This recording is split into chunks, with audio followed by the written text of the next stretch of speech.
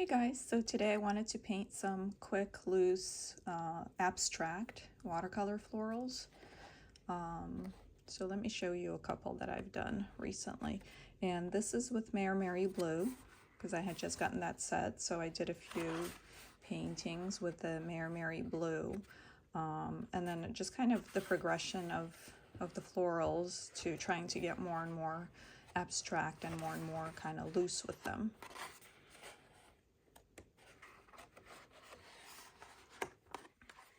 And I just wanted to show how quick and easy these are to do. Not sure how long they take, maybe 20 minutes, 30 minutes.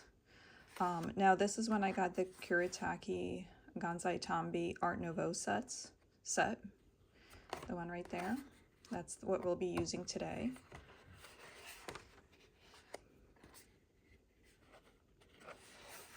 And we're gonna do one today. So let me set it up so you guys can see the set as well as let me clip the paper here.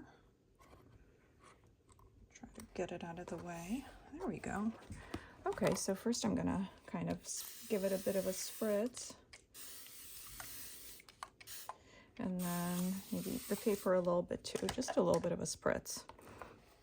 And then really I just kind of go in very sort of loosely and abstractly and not really too much of a mind. And here I do have the colors here as a guide for myself. I did a more mass tone sort of version here, and then a washed out version where so I can kind of get a better sense of what it will look like diluted versus full strength. And the paintbrush I'm using is a Raphael 30 round brush. It's really nice. Okay, so I have the guide right there, and I'm just kind of gonna go in and just do like some random flowers and see what happens. Just kind of do sort of like loose shapes that maybe might kind of mimic a flower. And the other thing you want to think about, first of all, there's value, right? You don't want everything to be the same kind of shade on the grayscale.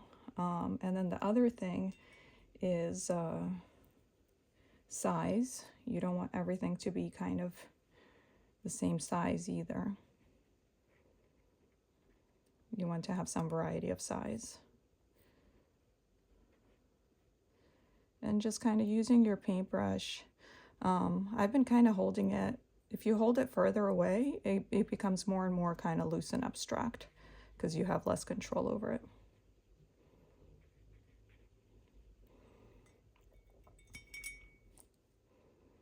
You can kind of, move some things around, wipe some things away.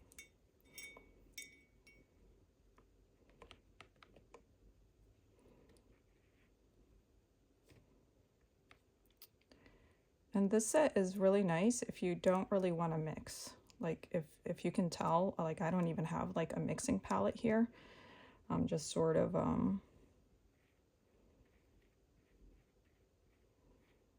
like picking up the color and going right from there.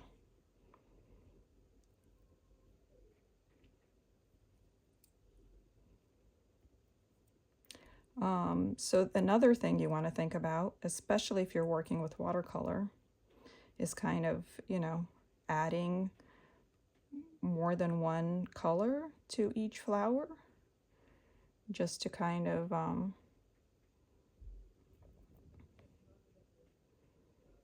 make the watercolors more interesting because they do like to flow and blend together. But if I was working in acrylics, I would also do the same thing with like mixing and blending colors. But with watercolors, it's really something, the watercolor just does it for you because they do blend together when they're wet. So it's really nice.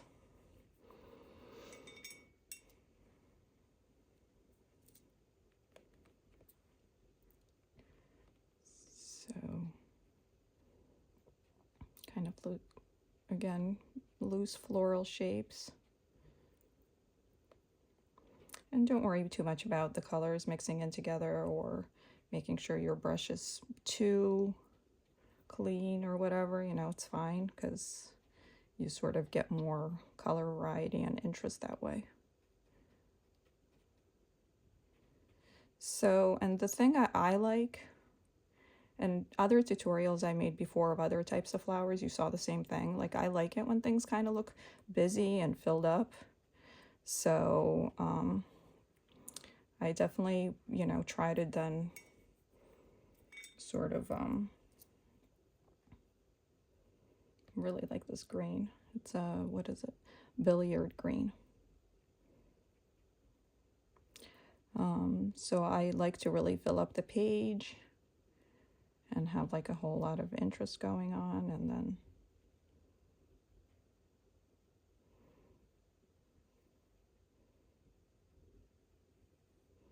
this paintbrush is great because you can get a really fine tip with it, but you can also, you know, make it a lot wider like this.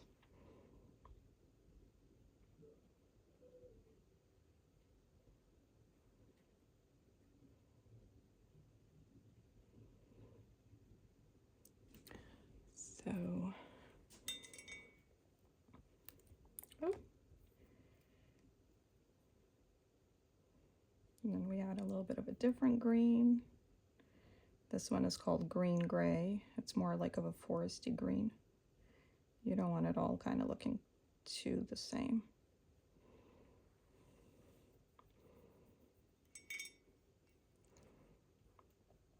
What other colors do I want to add?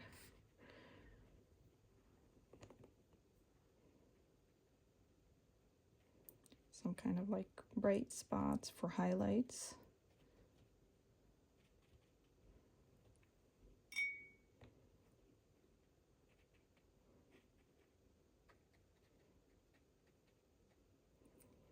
And then maybe some purple to go with it.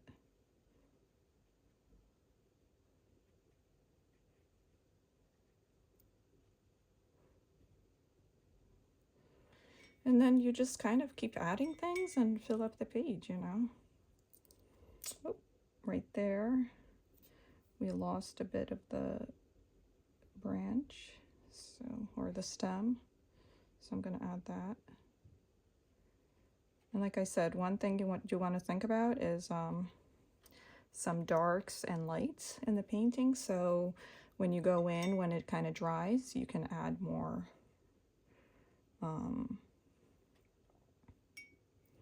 more sort of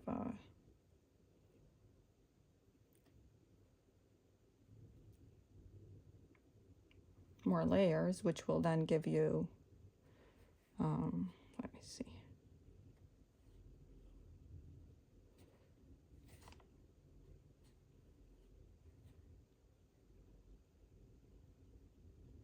Which will obviously make the colors darker if you add more layers to them.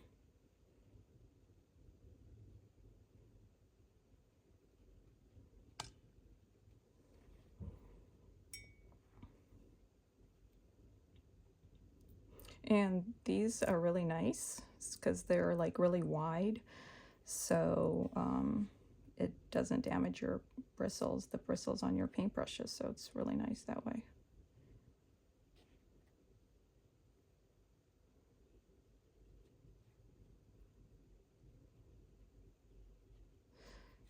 And this paint is nice because it's kind of more opaque, so you can almost kind of layer it. And then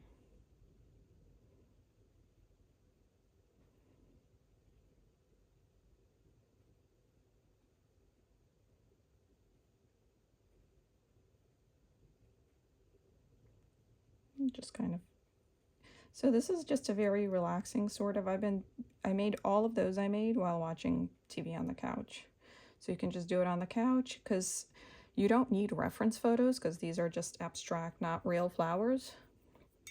So, you know, you can just watch TV while you're making it because you don't really need to concentrate on any other images or anything.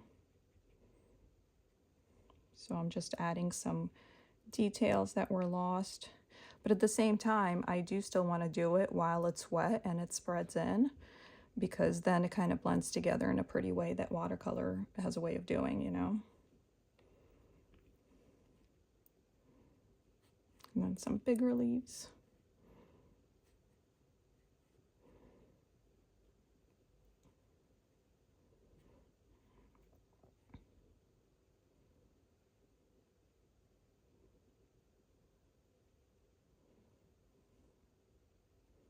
So really, there is absolutely no like rhyme or reason to what I'm doing other than trying to kind of balance things out a little bit as I go. Like if I'm adding certain colors in one side of the page, I want to kind of balance it out in another side of the page, you know, that type of thing. So I'm looking at the colors and seeing what would look pretty. Like this one looks interesting.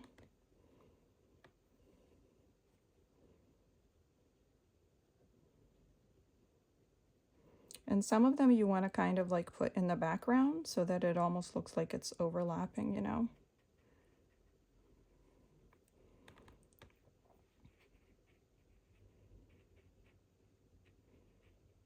Like some parts, you know, it overlaps in the background, some parts it overlaps in the foreground, you know, that type of thing. And then just some of that. This is the Venetian red. And then you just want to kind of add some contrast and stuff.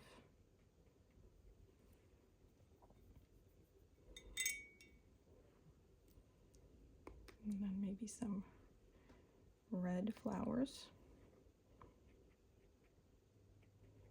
Some like brighter red details.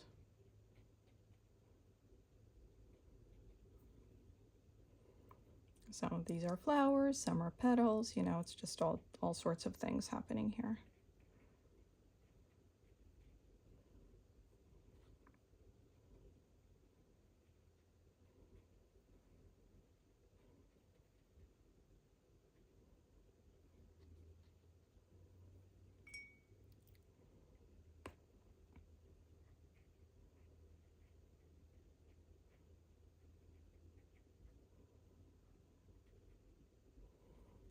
Okay. And then probably most of the rest of it, I would finish up with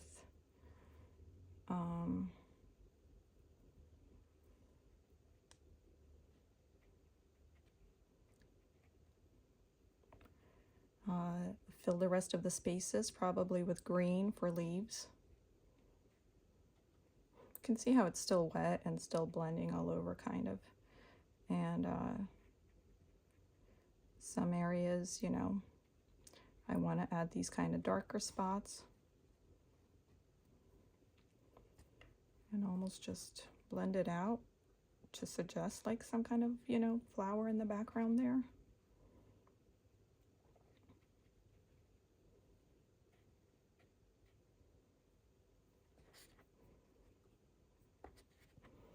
And then I have a few greens here and I want to kind of use a lot of them.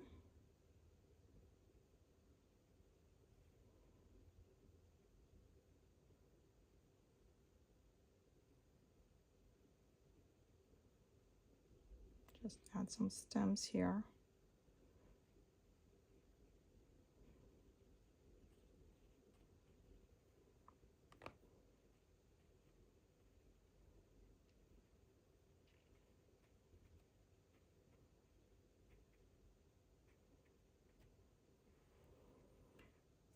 So using, this is the ivy green.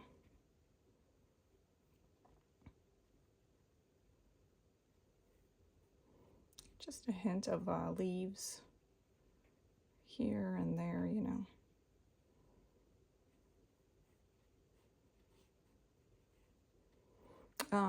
That might not be for everyone. I just like having, I'm always doing a lot of branches and leaves and all sorts of things. I just like that look, but you certainly don't have to. Like you could just you could really just get away with not doing that at all. You could just have the whole page filled with just leaves and flowers and stuff, you know.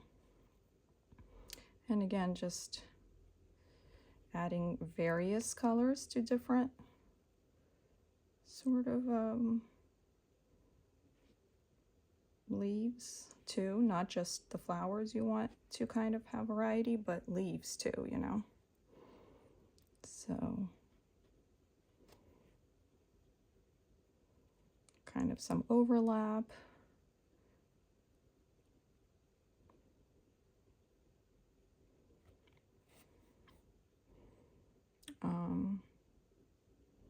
I love acrylics, and I'm definitely going to try this with acrylics because that's one of my favorites. But the good thing about watercolor is it's like much kind of quicker, and there's a lot more like pretty blending happening without you having to do anything. Now the other thing I was saying is, again, values. You want to be careful with your values, that everything's not kind of the same. Like what I mean is, if I were to take this painting right now and let's add a little bit. There we go. If I were to take this, a picture of this painting right now and go into photo editor and convert it to black and white, I don't want it to be all the same tone of gray. I want some grays to be very light and some grays to be very dark, right? Because that adds more interest to it.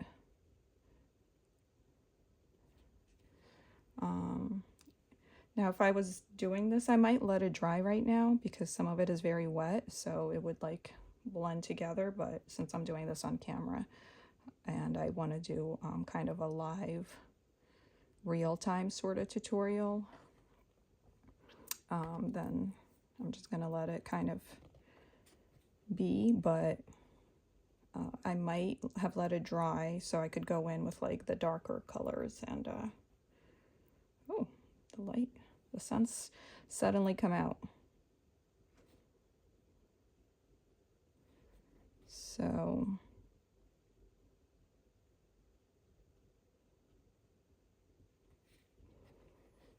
and then so I just want to kind of look at it and see what else it might need, right?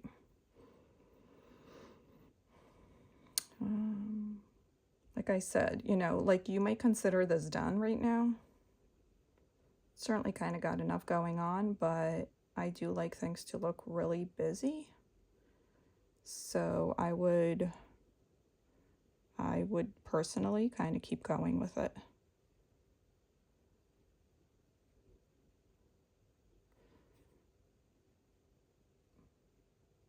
But that's a personal preference and a personal choice. I also like to add like a couple squiggles here and there. They don't really mean anything. Just kind of like these other gray spots. It's just a vague impression that there's something going on in the background, but we're not quite sure what it is, but it's very sort of removed.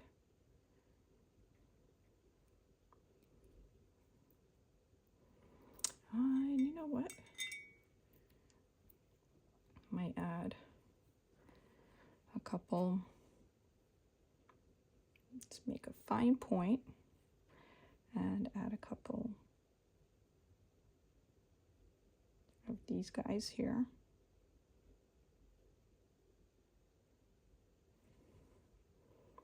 And then probably do a couple here too. I was using that one.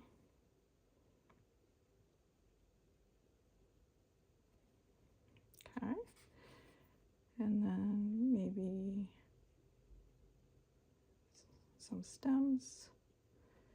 Oh, I was going to do that.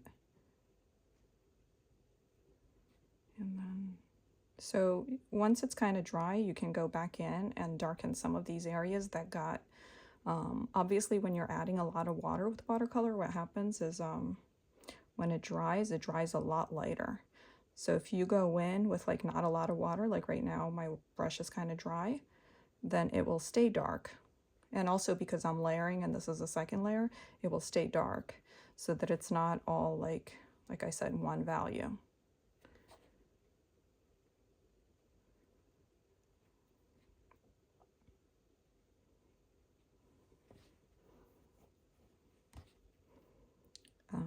Can kind of, you don't want things sort of floating there, so you can sort of add.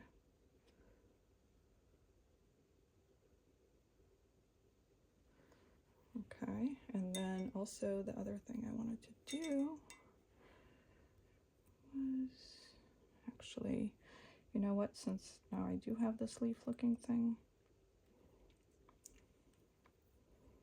I don't like that dry line.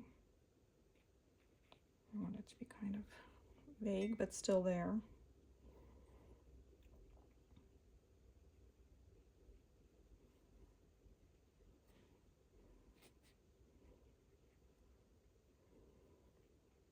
Just adding some more contrast.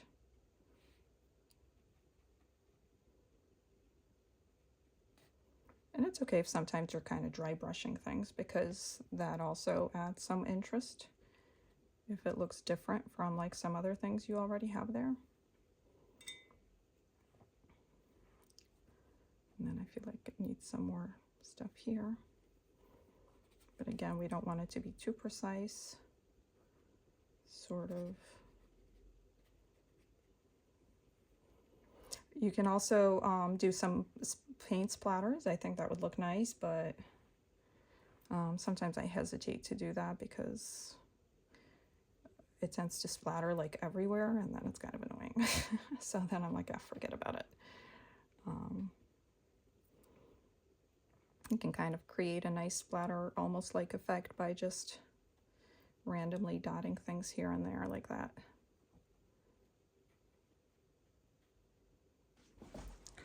So let's see. This area got kind of crazy looking. So we can sort of create some, and then the other thing that keeps getting messed up is this one stem that I have, the stem here. I don't want it to be pink. So there we go.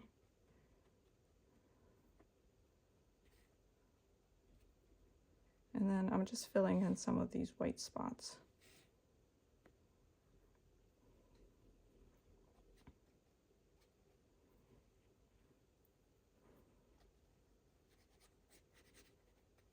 Just wanted to wash that out. And then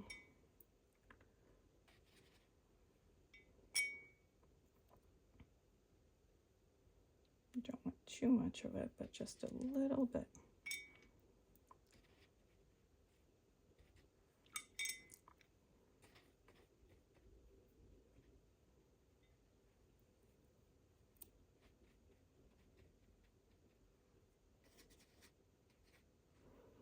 Okay, and then in all our,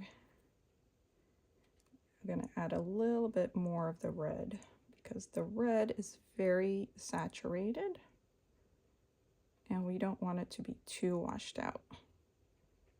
So you can actually add, and here it like spread into it and overlapped it, so I'm gonna go with it and do it like this flower overlaps it. So we get some of that. And then we're going to kind of go by layering the red. Oop, that's from my hand. Did not really want that there, but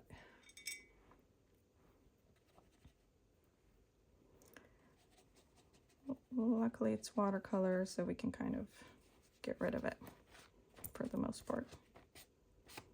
There we go. That's good to go. And then just to balance that out, because I have that greenish area there, so then it kind of looks unbalanced here. So let me just balance it out a bit. And then You know what? This flower kind of lost some shape as a flower. I'm not sure it was ever a flower, actually. See, they just kind of turn into flowers without you even having to make them flowers. And then add some stems so nothing's kind of floating. And then spread that out. I'm gonna spread that out. Okay, so let me see, do we want to add anything else? I think that's actually pretty good. So I hope you guys enjoyed that little tutorial. If you have any questions, let me know. And yeah, try it. Let me know how it goes. Thanks for watching. Bye.